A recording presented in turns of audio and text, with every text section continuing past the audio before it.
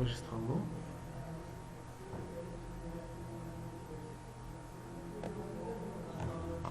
Bismillah. Bonjour.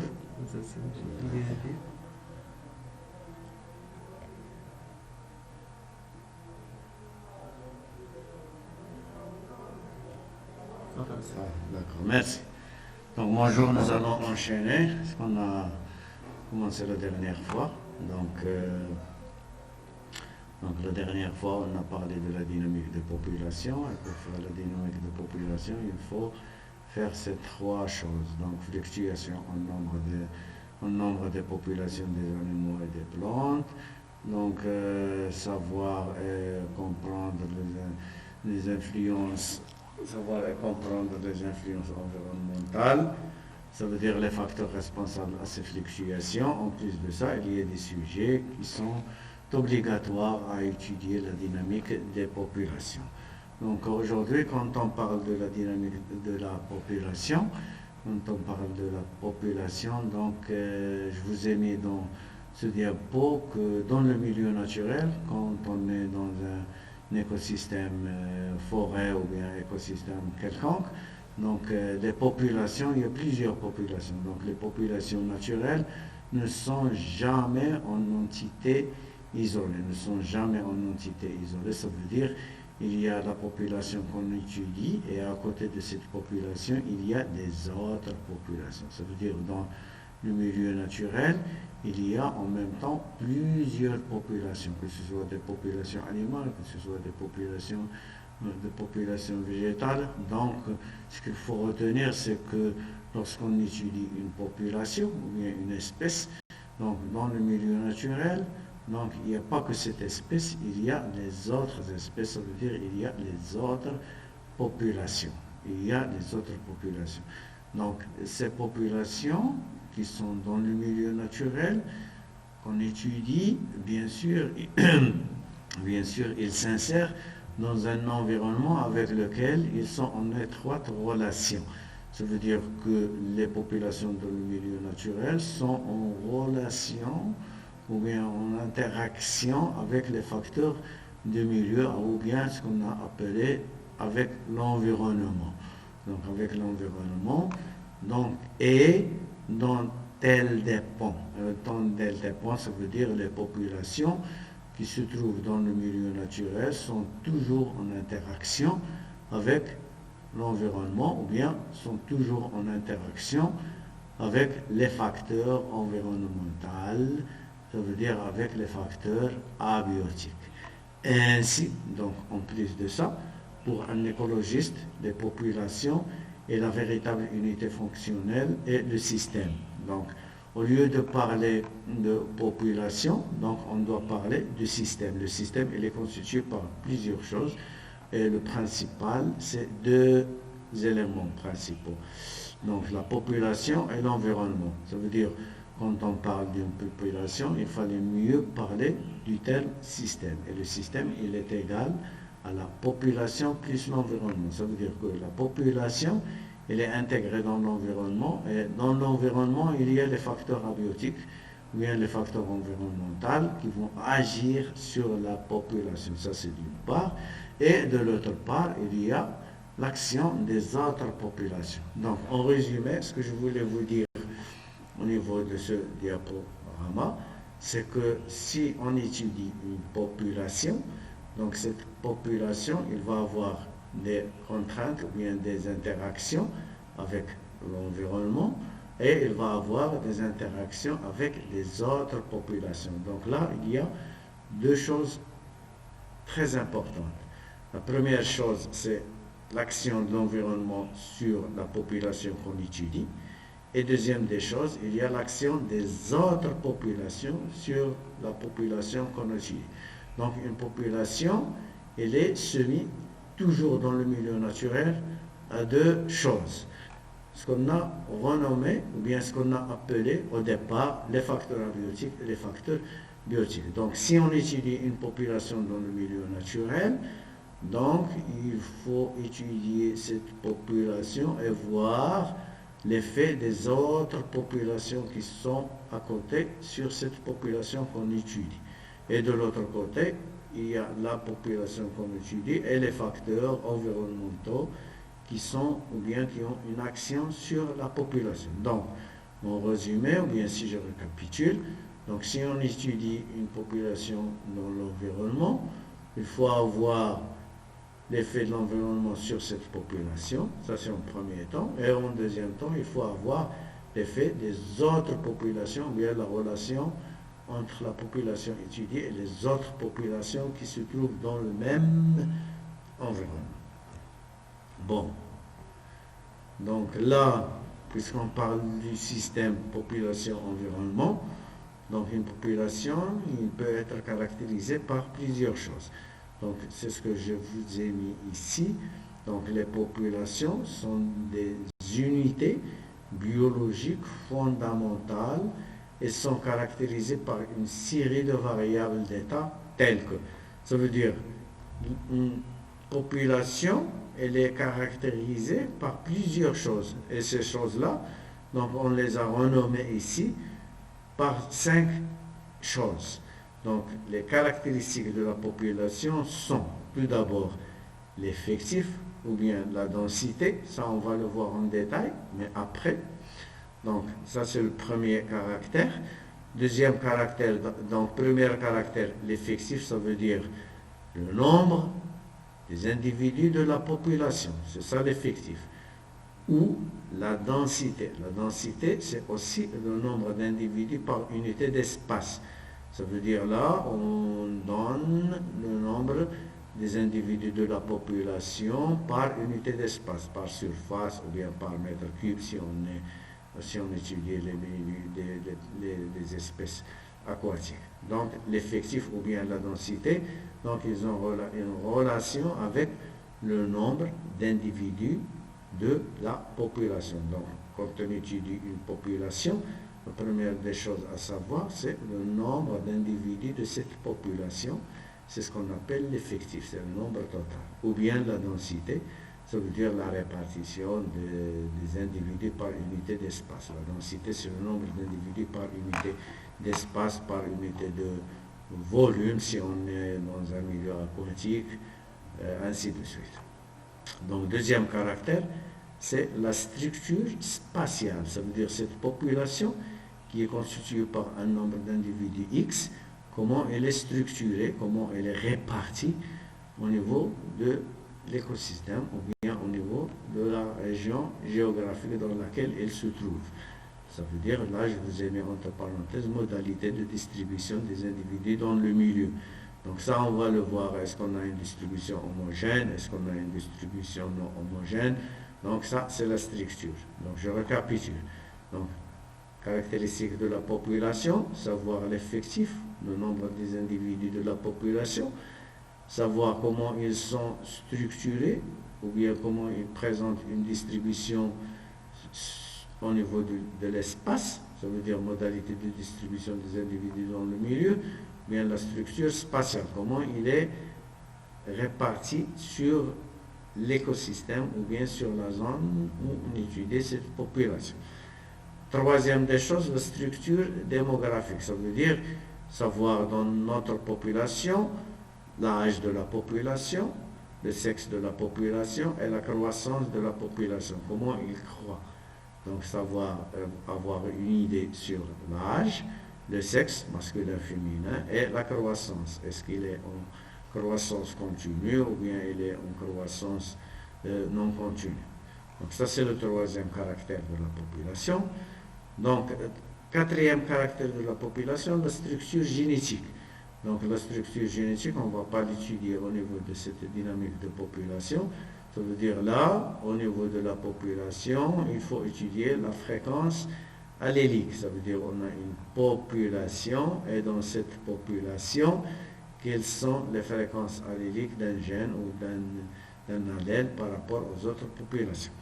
Donc cinquième caractère de la population, c'est l'organisation sociale. L'organisation, ça veut dire cette population, à l'intérieur de la population, comment les individus, ils sont organisés. Est-ce qu'il y a un chef? Est-ce qu'il n'y a pas un chef? Est-ce qu'il y a une vie de groupe, ça veut dire il vit en groupe ou non, ainsi de suite. Donc c'est ce qu'on a appelé là l'organisation sociale. Donc ça veut dire, donc, pour récapituler cette diaporama sur le système population-environnement, donc tout ça on va le voir en détail, mais après. Donc pour caractériser ou bien pour parler d'une population, ou bien quand on étudie une population, quelle que soit cette population, donc pour faire une étude complète, donc il faut étudier les caractéristiques de la population. Ça veut dire l'effectif, la densité de la population, la structure spatiale, comment elle est distribuée dans l'espace, structure démographique, ça veut dire savoir l'âge, le sexe et la croissance de la population, structure génétique de la population, ça veut dire savoir la fréquence allélique de cette population et l'organisation de cette population, comment elle est organisée. Est-ce qu'il vit est-ce qu'il est organisé pour vivre en groupe, comme par exemple les abeilles, les lions, ou bien chaque individu vit tout seul. Donc ça, c'est l'organisation sociale. Donc ça, les caractéristiques d'une population, on va l'étudier un petit peu plus tard, mais avant de détailler chaque caractère de la population, donc on va continuer pour illustrer le système population-environnement. Donc là, je vais mettre un pas en arrière pour vous expliquer cette diaporama. Donc, je vous ai dit que si on s'intéresse à étudier une population dans le milieu naturel, donc il faut voir la relation entre les facteurs de l'environnement et la population étudiée, ça d'une part, et d'autre part, il faut voir la relation entre la population étudiée et les autres populations. C'est ce qu'on va détailler. Donc ça, c'est les caractéristiques de la population. Donc là, c'est entre parenthèses. Je l'ai ouvert. Entre parenthèses, on va retourner à l'étude des caractéristiques de la population, mais après avoir terminé le système population-environnement. D'accord? Donc là, un exemple sur ce que je vous ai parlé tout à l'heure. Donc, si on étudie une population dans le milieu naturel, si on veut étudier une population quelconque, que ce soit animale ou bien que ce soit végétale, donc il faut voir la relation entre la population étudiée et l'environnement. Ça, c'est en première. Ça veut dire l'environnement, c'est le cadre climatique, physico-chimique où évolue la population. Ça veut dire là, donc dans l'environnement, il y a plusieurs facteurs, c'est ce qu'on a appelé les facteurs abiotiques qui vont agir sur la population. Ça, c'est d'une part. Et de l'autre part, il y a les autres populations. Les autres populations représentent une espèce étudiée. Il y a les autres populations. Donc, représente pour l'espèce étudiée soit. Donc, les autres populations, qu'est-ce qu'ils représentent pour la population qu'on étudie? Donc, les autres populations peuvent être des sources de nourriture. Donc, ils peuvent être des ennemis, des prédateurs, des parasites, des herbivores, dans le cas des plantes. Ils peuvent être des compétiteurs qui peuvent entrer en concurrence avec elles, avec la population qu'on étudie, pour l'exploitation de la nourriture ou l'utilisation de l'espace, comme ils peuvent être des espèces qui coopèrent, ça veut dire qu'il y a un mutualisme ou bien une symbiose avec la population qu'on étudie. Donc bref, donc là, pour résumer ce diaporama, donc si on étudie une population dans le milieu naturel, donc qu'est-ce qu'il faut voir? Donc il faut voir l'effet de l'environnement sur la population, ça c'est en premier temps. Ça veut dire l'effet de la climat, l'effet de la partie physico-chimique où évolue la population, ça veut dire l'effet des facteurs abiotiques sur la population étudiée. Et d'autres choses, qu'est-ce qu'ils ont, ou bien quelle est la relation entre les autres populations et la population qu'on étudie. Donc là, je vous ai mis dans ce rectangle-là que les autres populations, par rapport à la population qu'on étudie, donc les autres populations, ils peuvent être des sources de nourriture pour la population étudiée. Ils peuvent être des ennemis, les autres populations peuvent être des ennemis pour la population étudiée. Ça veut dire qu'ils peuvent être des prédateurs, des parasites, des herbivores dans le cas des plantes. Donc les autres populations peuvent être des compétiteurs qui peuvent entrer en concurrence avec elles, avec la population étudiée, pour l'exploitation de la nourriture et l'utilisation de l'espace. Comme, au lieu d'être des ennemis et des compétiteurs, ils peuvent être des espèces qui coopèrent avec la population étudiée. C'est l'exemple de la mutualisme et de la symbiose. Ça, on va le voir ensemble. Donc, cette image-là, ou bien ce diaporama, ou bien ce diapositif, donc on va le voir, on va voir un exemple. Donc, l'exemple, c'est le suivant. Donc là, c'est l'exemple avec les figures. Donc, ça veut dire que nous, au niveau de cette diapositive, donc on va s'intéresser à étudier cette espèce qu'on a appelée le lézard. Donc ça, c'est la population de lézards. Donc la population de lézards, donc ça c'est une population dans le milieu naturel. Donc on va l'étudier.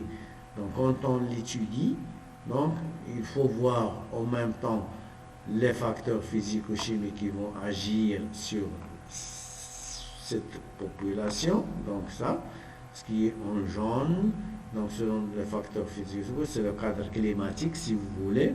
Donc ça représente cette partie-là, ça représente l'environnement. Donc c'est ça, hein? Donc l'environnement, bien sûr, va avoir des interactions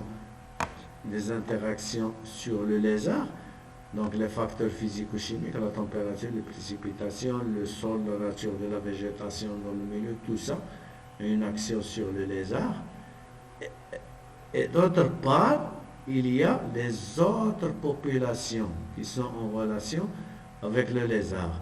Donc, il y a les vipères, il y a les rapaces, il y a les musaraignes, il y a les autres proies qui se trouvent à cet endroit-là. Tout ça, donc, une action sur la population des lézards. Donc, la population des vipères, la population des rapaces, ainsi de suite, tout ça, ils ont une interaction avec le lézard. Donc, si on étudie, donc en résumé, si on étudie la population de lézards, donc on va voir en premier temps l'effet des facteurs physico-chimiques, c'est ce qu'on appelle l'effet de cadre environnement, ou bien l'environnement, ou bien l'interaction de l'environnement sur la population de lézards.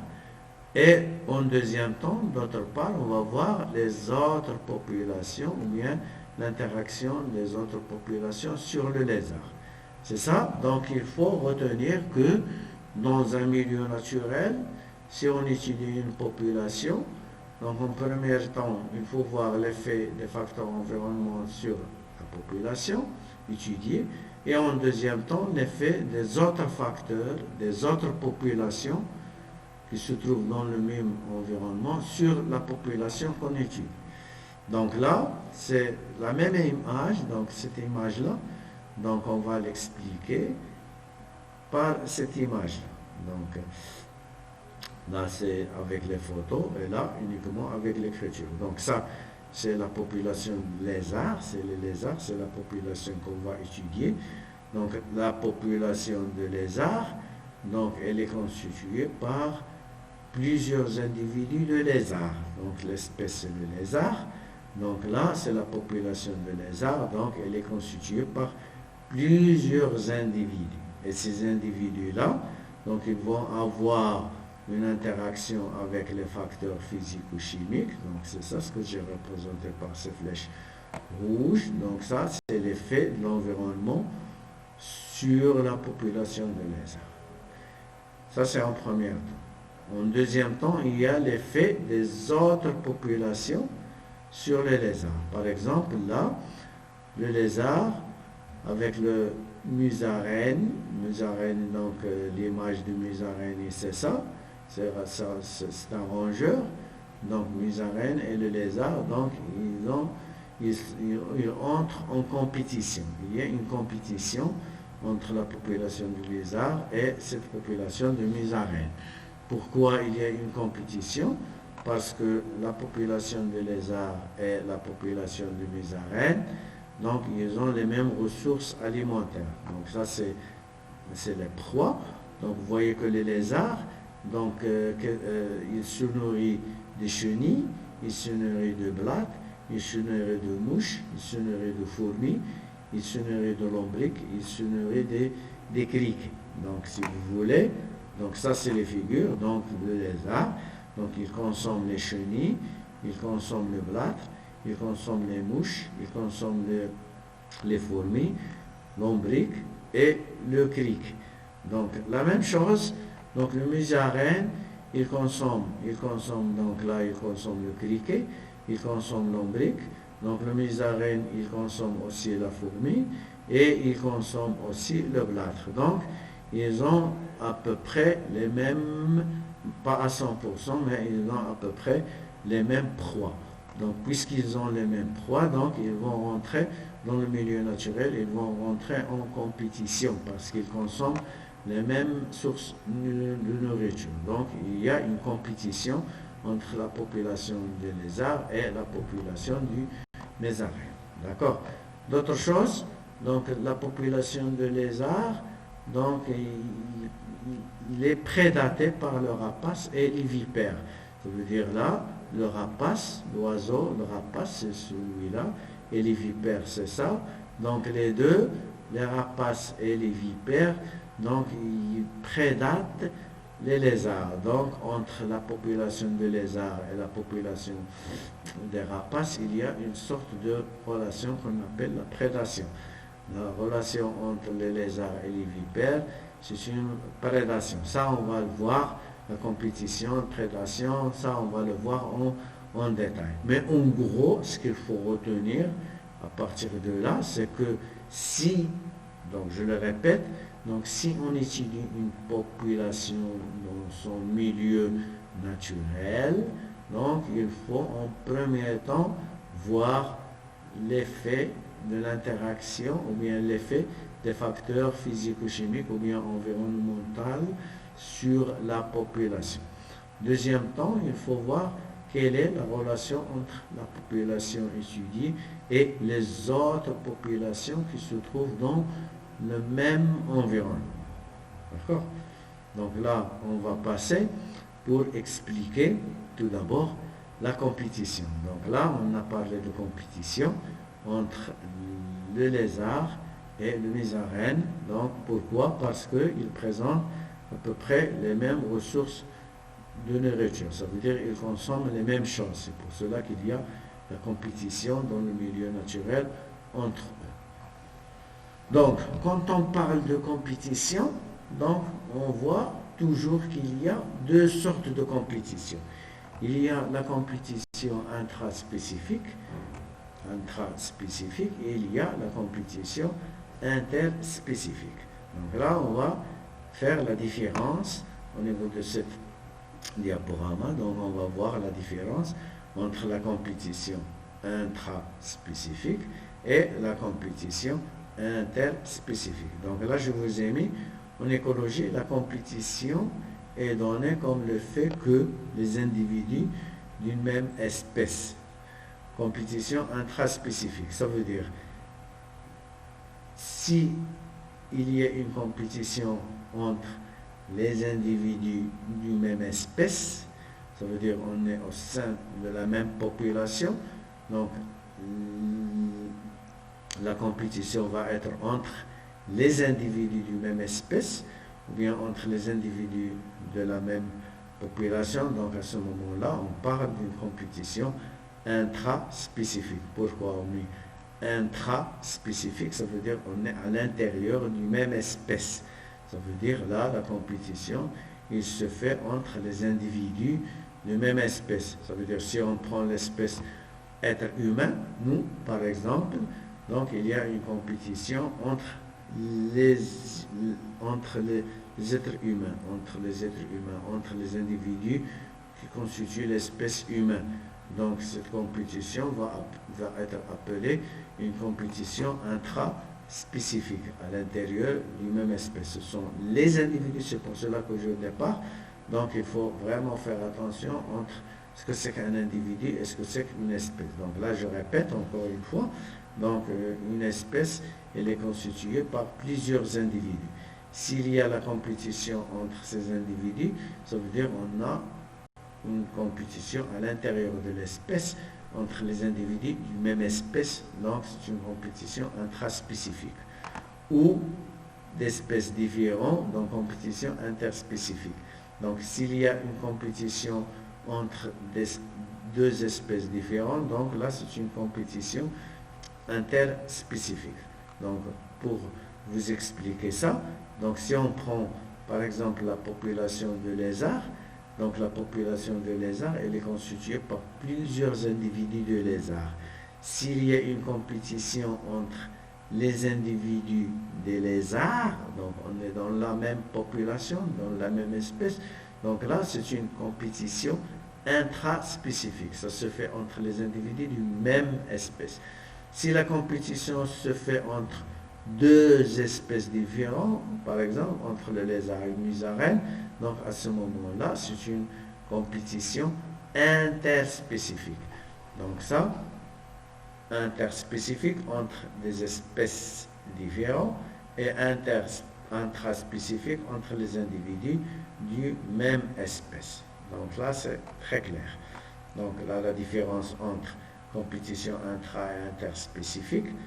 Donc, je répète, donc si c'est intraspécifique, c'est entre les individus de même espèce. Si c'est interspécifique, entre des espèces qui sont différentes. Donc, cette compétition, que ce soit par exemple interspécifique ou bien intraspécifique, donc cette concurrence pour l'accès à des ressources. Donc la concurrence, il va se faire sur quoi? Sur l'alimentation. Donc il y a une compétition qui peut être sur l'alimentation, sur le territoire pour gagner un territoire, ou bien pour squatter un territoire, ou bien pour occuper un territoire. Donc c'est pour le territoire, ou bien pour le partenaire, ça veut dire dans le cas où il y a la recherche partenaire sexuel. Donc à ce moment-là, il y a une interaction intraspécifique. Donc ça, s'il y a une compétition, ça va être sur des ressources. Et les ressources, donc là je vous ai mis 3 exemples de ressources. Ressources alimentaires sur lesquelles on peut avoir la compétition, ressources territoires sur lesquelles on peut avoir la compétition, ressources partenaires sexuels, donc sur lequel on peut avoir la compétition, etc. On peut avoir d'autres compétitions. Donc la compétition, ou ce qu'on appelle aussi la concurrence, existe lorsque, ça veut dire on ne peut pas avoir toujours la compétition, que ce soit intraspécifique ou interspécifique, mais pour avoir la compétition, il faut avoir des conditions dans l'environnement. Donc là, je vous ai mis quand est-ce qu'on peut avoir cette compétition. Donc premièrement, ou bien grand A, on peut avoir la compétition ou bien la concurrence si les individus de la même espèce ou d'espèces différentes, ça veut dire on peut avoir les individus, ça veut dire là on peut avoir la compétition intra et interspécifique dans le cas où il y a la recherche et exploitation de la même ressource présentée en quantité limitée. Ça veut dire que on peut avoir la concurrence entre les individus de même espèce, comme on peut avoir la concurrence entre les individus d'espèces différentes, comme lorsque ces individus ils vont chercher et exploiter la même ressource présentant en quantité limitée. En quantité limitée dans le milieu naturel. Ça veut dire si les individus vont chercher une source de nourriture, et si cette source de nourriture, par exemple, elle est limité, il n'est pas assez pour tout le monde, donc à ce moment, on va avoir la compétition. Si la quantité n'est pas limitée, donc on ne va pas avoir la compétition ou bien la concurrence. Donc la compétition ou bien la concurrence existe lorsque les ressources sont limitées dans l'espace, ne sont pas assez à tout le monde dans l'espace. Donc à ce moment-là, on va avoir la compétition. Si les ressources sont beaucoup présentées dans l'environnement, ne sont pas limitées dans l'environnement, tout le monde peut avoir ou bien peut accès à la nourriture, donc à ce moment-là, on ne va pas avoir la concurrence. Donc on va avoir la concurrence, que ce soit pour la compétition intraspécifique ou bien pour la compétition interspécifique, que lorsque les ressources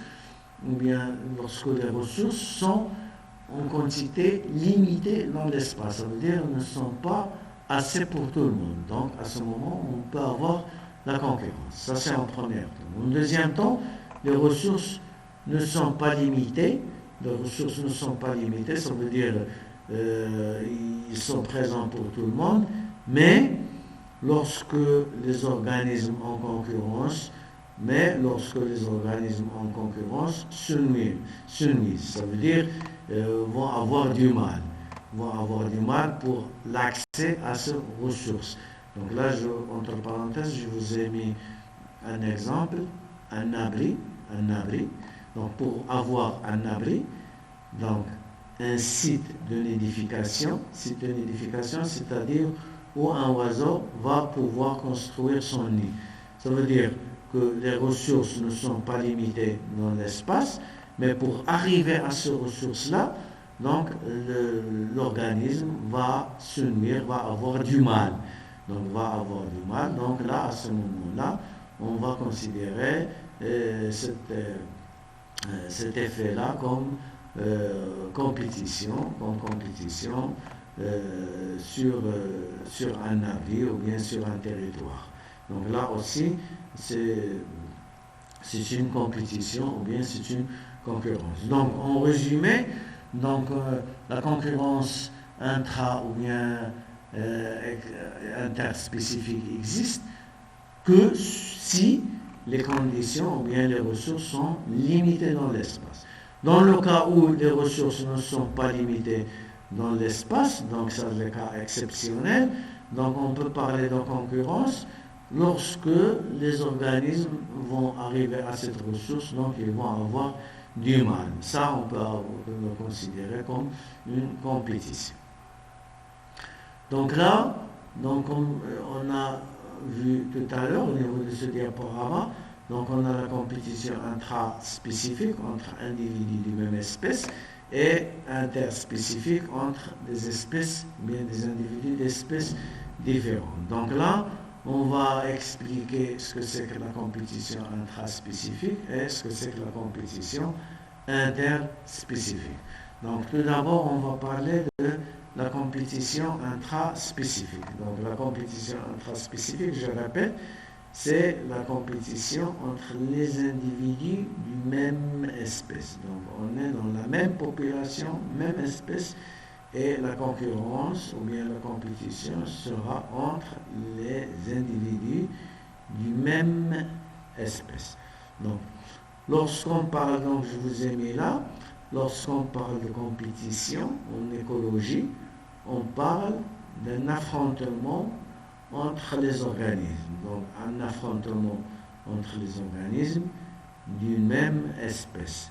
Donc lorsqu'on parle d'une compétition en écologie, on parle d'un affrontement entre les organismes d'une même espèce, parce qu'on est à l'intérieur d'une compétition intraspécifique, dans le but d'affirmer leur dominance et d'établir une certaine organisation sociale. Ça veut dire, là, je vous ai mis un diapo qui explique ou bien qui illustre l'affrontement intraspécifique. Donc, comme vous le voyez, donc là, c'est un affrontement, c'est un combat entre des individus de même espèce. On est dans la même espèce, entre deux antilopes. Donc là, c'est un combat direct entre deux antilopes pour avoir, si vous voulez, soit pour affirmer leur dominance, pour que l'un domine l'autre,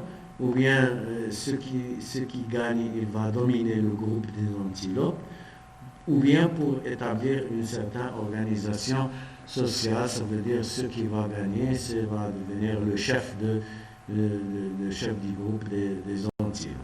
Donc là, c'est une compétition intraspécifique. Donc je résume, c'est une compétition intraspécifique entre deux individus du même espèce, donc pour avoir la dominance ou bien pour établir une certaine organisation sociale. Ça veut dire celui qui va gagner, donc il va devenir le chef du groupe, donc c'est lui qui va gouverner le groupe des antilopes. La même chose aussi, c'est un affrontement intraspécifique, ça veut dire un affrontement entre deux individus du même espèce, ça veut dire entre deux papillons du même espèce. Là aussi, c'est pour affirmer une chose ou bien pour avoir une organisation sociale ou bien pour avoir plusieurs partenaires sexuels. Donc, ce sont généralement les mâles qui s'affrontent entre eux. Donc ça, c'est pour la compétition intraspécifique. Donc, dans la compétition intraspécifique, donc, elle est subdivisée en deux catégories. Donc, une première catégorie, c'est la compétition par exploitation.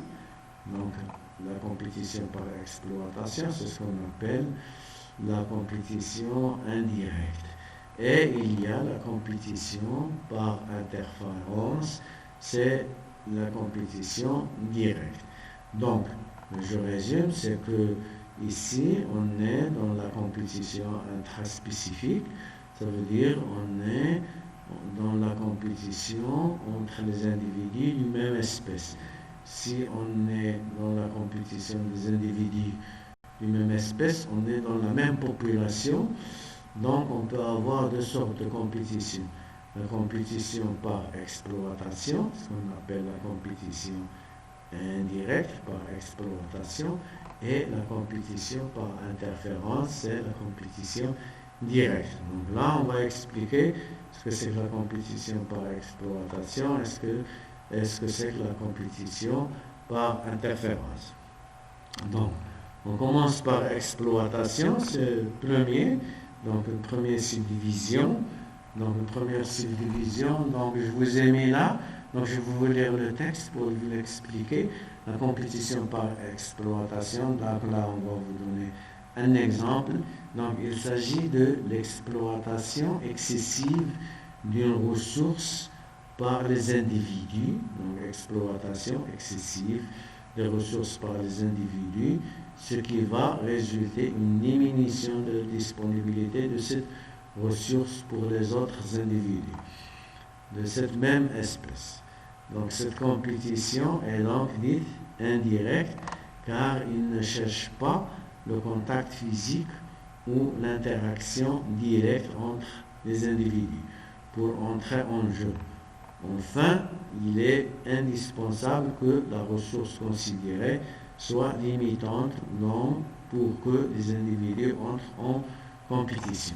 Donc là, la compétition par exploitation, donc si vous voulez, ou bien ce qu'on appelle aussi la compétition indirecte, donc il n'y a pas ce qu'on a appelé tout à l'heure l'affrontement entre les individus. Donc les individus ne s'affrontent pas. Donc c'est pour cela qu'on a dit indirect. Donc ça veut dire si on est dans un milieu, donc pour avoir d'abord la compétition, donc il faut que les ressources sont limitantes ou bien limitées dans cet endroit-là. Donc si les ressources sont limitées, donc les individus du même espèce, donc ils vont rentrer en concurrence. Donc ils vont rentrer en concurrence ou bien en compétition entre eux pour avoir cette ressource. Donc puisqu'il est indirect, ça veut dire que Si on a 100 individus qui vont manger quelque chose, donc c'est 10 individus de ce groupe-là, donc ils vont exploiter, ils vont tout manger, ils ne vont pas laisser la nourriture pour les autres. Donc ça c'est une sorte de compétition indirecte. Donc c'est ce que je vous ai mis là. Donc il s'agit d'une exploitation excessive d'une ressource par des individus. Ça veut dire les individus, pas tous les individus de même espèce, certains individus de même espèce, donc certains individus, ils vont exploiter les ressources qui se trouvent dans le milieu, donc ils vont finir ces ressources dans le milieu, ils vont rien laisser pour les autres individus. Donc, ou bien les ressources, ils vont diminuer pour les autres individus. Et cette compétition est donc dite indirecte. Il n'y a pas l'affrontement direct, donc ils vont manger toute la nourriture, ils ne vont rien laisser pour les autres. Donc là, c'est une compétition indirecte. Donc, pour que cette compétition existe, donc il faut que les ressources sur lesquelles il y a la compétition doivent être, ces ressources-là doivent être limitantes dans l'espace. Donc ça, c'est l'exploitation, la compétition par exploitation. Donc je résume. Donc dans l'exploitation, ou bien la compétition par exploitation, il n'y a pas le contact entre les individus, il n'y a pas l'affrontement entre les individus, c'est que les individus du même espèce, donc ils vont tout consommer, ils ne vont rien laisser pour les autres, donc là c'est une concurrence. Et pour avoir cette concurrence, donc il faut que les ressources soient limitées dans le milieu naturel. Donc la compétition par interférence, ce qu'on appelle la compétition dite directe, c'est ça, hein, la compétition par interférence ou bien directe. Là, je vous ai mis certains exemples pour expliquer ce que c'est que la compétition directe ou bien par interférence. Donc là, il s'agit d'une interaction directe et négative. Donc là, il y a direct et négatif. Pourquoi on a dit négatif? Parce qu'il y a toujours un qui gagne l'autre. Et celui qui va perdre, donc il présente une chose négative. Donc il peut être indirect et positif. C'est à peu près la même chose. Donc il s'agit d'une interaction directe et négative. Donc je répète négatif parce qu'il y a un gagnant et un perdant. Donc pas tous les deux vont être gagnants. D'accord? Donc négatif entre deux individus. Entre deux individus toujours du même espèce. Où l'un d'eux réduit la capacité de l'autre à exploiter une ressource commune. Ça veut dire le perdant, il va avoir du mal, il va avoir du mal pour avoir l'accès à la ressource naturelle. D'accord? Quel que soit le niveau de cette ressource, quel que soit le niveau de cette ressource, ces interactions peuvent prendre différentes formes. Donc, pour les compétitions interspécifiques, on a plusieurs formes qu'on peut avoir dans le milieu environnemental ou bien dans le milieu naturel. Mais là, je vous ai mis certains exemples, pas tous. Pas tous les exemples de compétition interférence, par interférence. Donc il s'agit d'une interaction directe et négative. Donc il s'agit d'une interaction, si vous voulez, qui prend la forme, parce que là, je vous ai mis, ces interactions peuvent prendre plusieurs formes, comme agressive. Donc là, la forme agressive, ça veut dire l'affrontement entre deux individus de même espèce, c'est très agressif. Donc il y a toujours le gagnant et le perdant qui vont avoir un effet négatif. Donc là, ça peut être aussi une compétition territoriale, ça veut dire là, il y a l'affrontement, l'agressivité, donc pour avoir le territoire, ou bien pour avoir un partenaire sexuel, ou bien pour avoir autre chose au niveau pour établir une certaine hiérarchie dans le groupe. Donc ça, c'est l'affrontement direct. Agressivité territoriale, ça veut dire celui qui gagne, donc il va occuper le territoire et le perdant, il va aller ailleurs. Donc il y a une autre compétition, il y a une intraspécifique entre les individus de même espèce, c'est que on peut avoir l'allélopathie. L'allélopathie, donc donc ce que je vous ai expliqué là, tout est fait direct ou indirect. Donc si c'est direct, c'est négatif, si c'est indirect, c'est positif, d'une plante ou d'un micro-organisme inclus, donc soit une plante ou un micro-organisme, sur une autre par le biais de composés biochimiques libérés dans l'environnement. Ça veut dire là, pour résumer ce que je vous ai mis là, donc là je vous ai mis une plante, donc la partie verte c'est une plante, et cette plante il porte une arme. Il porte une arme. Ça veut dire que cette plante-là, donc il va dans son milieu naturel, il va libérer une substance peut-être toxique, hein, un composé biochimique ou bien une substance toxique. Une fois cette plante, il va libérer ce produit ou bien ce composé biochimique dans le milieu naturel, donc il va empêcher les autres plantes de pousser à côté. Donc ça, c'est l'arme. Donc le composé biochimique, c'est l'arme que porte cette plante-là. Ça veut dire que cette plante, il possède un arme pour se défendre, et l'arme-là, elle est représentée, si vous voulez, par le composé biochimique ou bien par la substance biochimique qui va libérer dans le milieu naturel pour empêcher le développement des autres individus à côté d'elle. Donc là, c'est ce qu'on appelait la compétition allélopathie, non pas allélopathie. Donc là, on peut avoir aussi la compétition par la forme surdéveloppement. Surdéveloppement, comme je vous ai mis là, dans cet écosystème forestier. Donc il y a des arbres qui sont normaux et il y a un arbre qui grandit beaucoup plus que les autres. Donc il se développe, surdéveloppement, ça veut dire qu'il va devenir beaucoup plus grand par rapport aux autres. C'est pour cela qu'on a appelé le surdéveloppement, parce que cet arbre, il va épuiser les sels minéraux et la matière organique qui sont dans le sol par rapport aux autres arbres. Et il va se développer beaucoup plus que les autres. Donc c'est ce qu'on appelle la compétition par interférence qui présente la forme de surdéveloppement. Il y a aussi autre exemple, autre forme de la compétition interférence. Par interférence, c'est par prolifération.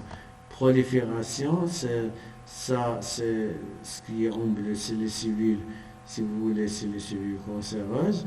Et ce qui sont en rose, ça, c'est les cellules normaux. Donc là, les cellules cancéreuses, donc ils vont proliférer, ils vont se développer aux dépens des autres cellules normaux. Donc ce qu'on appelle aussi une compétition par interférence. Donc même cellules, et ces cellules-là, il y en a qui vont se développer aux dépens des autres. Donc c'est ce qu'on appelle la prolifération. Ça veut dire qu'ils vont épuiser dans le milieu toutes les substances pour qu'ils puissent se proliférer et les autres ils ne vont pas se développer. C'est l'exemple de cancer. Donc si on a le cancer, bien sûr, on a un développement d'un organe très grand par rapport à la taille normale de cet organe. Donc là, c'est la compétition intraspécifique. Donc la prochaine fois, donc je vais m'arrêter là, et la prochaine fois, on va entamer la compétition interspécifique. Donc, je résume par deux mots.